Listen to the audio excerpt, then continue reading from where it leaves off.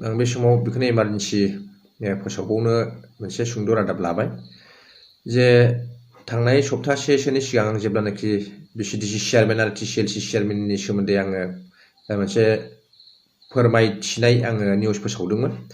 बेयाव 10 पास आरो 12 पासनि खोथा आरो महिलाफोरनि थाखाय 33%, ST SCनि थाखाय 10% आरो फिजिकेलि हेन्डिकेप डिसेबिलिटिनि थाखाय 10% बिदिबायदि आङो जेब्ला निउस फोसावदोंमोन दाखालि बे निउसखौ नायनानै गोबां चेयारमेन एप्लाइ खालामनायफ्रा डकुमेन्टस गथायनायफ्रा आंखौ गाज्रि मोनदों, गोबाङानो गाज्रि मोनदों। आं आन्दाज मोनगासिनो दं लामाफ्राव बिथांमोना आंखौ नाया खालामो, मोसिं खालामो आरो बिथांमोननि हिन्जावफ्राबो आंखौ बिदिनो नाथ्रोद बुङो लामाफ्राव।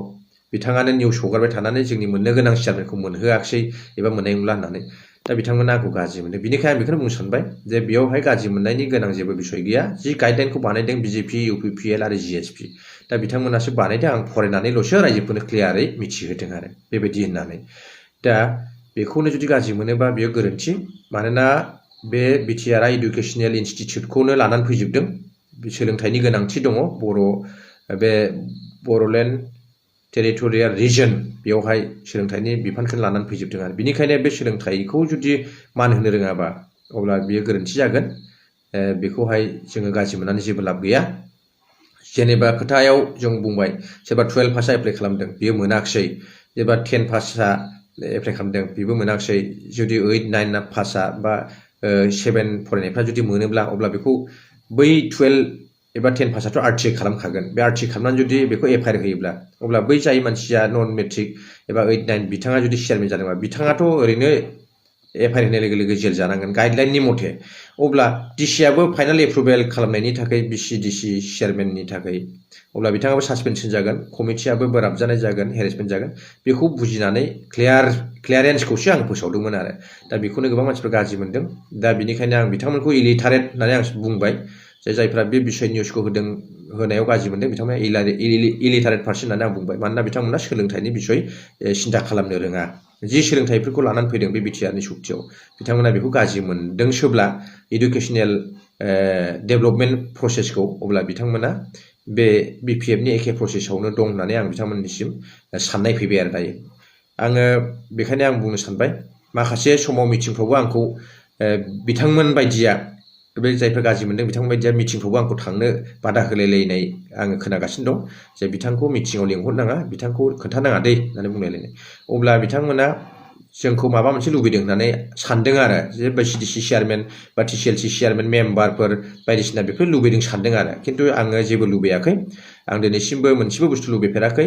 BPFनि समावबो आं लुबैफेराखै, BJPनि समावबो आं लुबैफेराखै, कंग्रेसनि समावबो आं जेबो लुबैफेराखै आरो आङो रावनिबो केन्डिडेटनि न'आवबो आं थांफेराखै। आङो EM, MCLA आरो चिफ डिपुटि चिफ आरो MLA मन्थ्रिफोरनि MPफोरनि न'आवबो आं दिनैसिमबो थांफेराखै आरो आं थांनो बायो बिथांमोननि न'आव। मानोना बेबायदि थांनाय सर' गैया आंनाव। केन्डिडेटफोरनि न' थांनानै आङो रायज्लायहैनो एबा बिथांमोननि न'आव मा रायज्लायहैगोन एबा मा सावरायहैगोन आं बिदि थांनाय सर' गैयैखाय आं थांफेरा आरो आं बायो आरो केन्डिडेटफोरनि न'आव थांनो थाखाय। दा बेनिखायनो थांफेराबो आरो आं जेबो लुबैयाबो। BCDC मेम्बारानो जा, चेयारमेनानो जा, TCLC जिफोर आं जेबो लुबैनाय गैया आरो बेनिखायनो आंखौ माबा मोनसे लुबैदों होननानै साननो नाङा रायजोफ्रा। आङो जेबो लुबैयाखै। आंहा टेलेन्टस दं थेवब्लाबो आं बेखौ लुबैया आरो बेखौ आंनो होनोबो होननानै दासानथों आरो।